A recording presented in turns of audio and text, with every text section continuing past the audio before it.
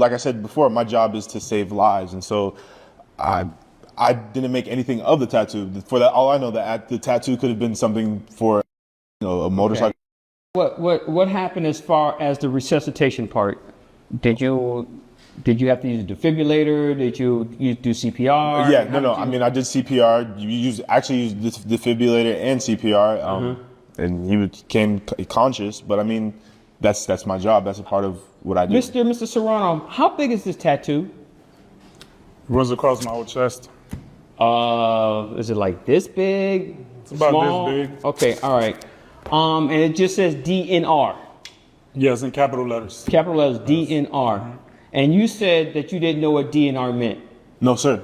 Jeff, let me ask you a question. You used to be a police officer. If you see DNR tattooed on a person, what do you assume that's going to be? Could be gang, could be anything. Usually, I believe DNRs need like a actual paper to be presented, some type of evidence. Mr. Serrano, here's the thing.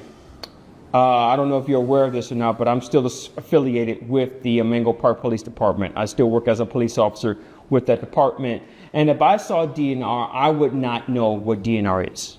You have 3 people in this room who would not know what DNR is. DNR could be anything. It could be the initials of your children. It could be the initials of your wife or girlfriend. It could be your parents. It could be anything.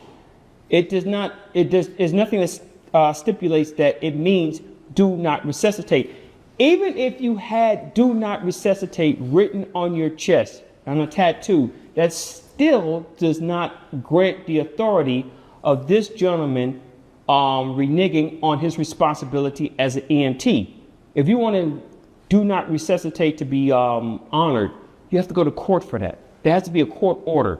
There has to be a form that says that here, if something happens to this gentleman medically, and in your case where you were unconscious and flatlining, here's the order, do not resuscitate. That has to be given by the court. It can't be given by your local tattoo artist. Yeah, but the process just takes too long. And the reason I needed to put it on my chest was because I just recently bought the motorcycle. And I did say if anything was to happen to me and I had to cross over to the other side, then let that happen. So who gives him the right to bring me back from that? Oh my God! Wow! I was perfectly fine crossing over, but instead he brought me back, and now I have a $40,000 medical bill. I need physical therapy. I can't even work my job. So basically, he brought me back to a life where it's a lot more difficult. I understand that, sir. But here's the thing. Here's the thing, and I need you to understand this. He did his job responsibly. Thank you. I don't want you to get that construed. He did his job responsibly. He did what he was supposed to do. He did what he was sworn to do. Okay?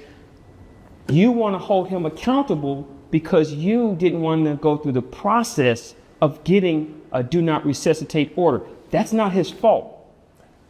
If you really wanted that order, if you really wanted that, you would have made the effort to get the courts to grant that to you.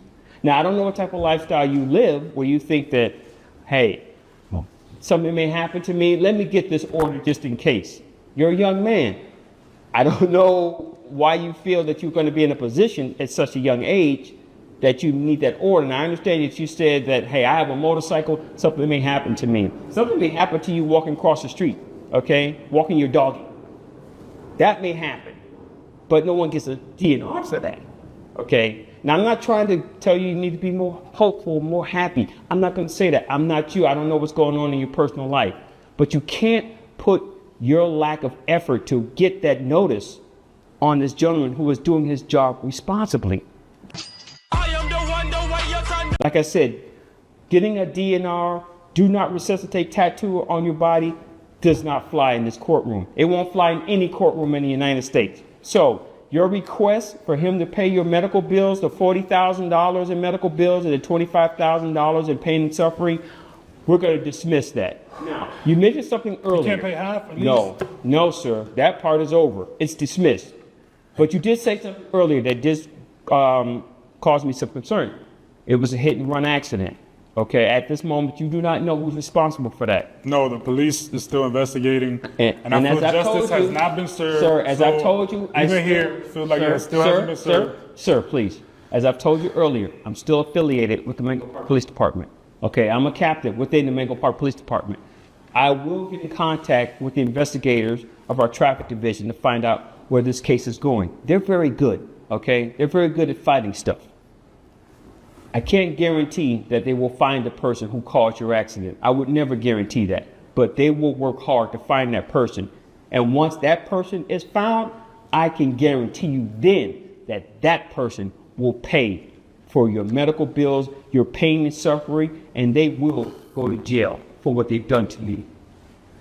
I am sorry what happened to you, sir, but make no mistake about it. This gentleman is not responsible for any of that. Thank you, Your Honor. This case is dismissed, gentlemen. Because I didn't know Bill Gates.